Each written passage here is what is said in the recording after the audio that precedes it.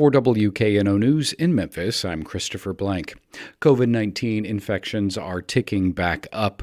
WPLN's health reporter Catherine Sweeney says that new variants and seasonal trends are making the virus spread a bit more. It's not as easy to measure COVID-19 trends as it was at the height of the pandemic, but there are still resources. National public health agencies continue to monitor virus levels in wastewater. Levels in the South started trending up a bit back in May, but it's a tiny increase compared to what we saw immediately after the winter holidays. State data show a recent bump, especially in the Chattanooga area. That's typical for summertime, says Dr. William Schaffner.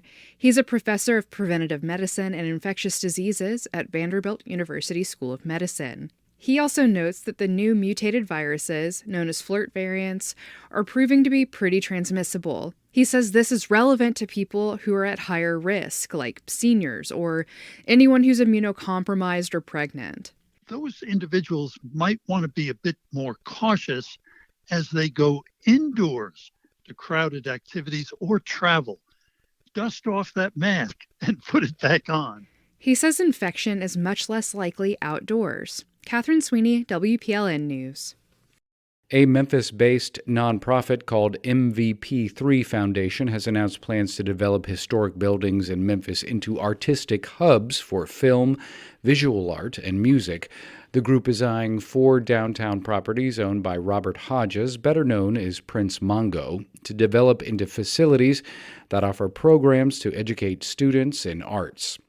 Marie Pisano, president of MVP3, estimates the project will cost $25 million and plans to pursue state grants above $2.5 million, tax incentives, and also find investors to match those funds.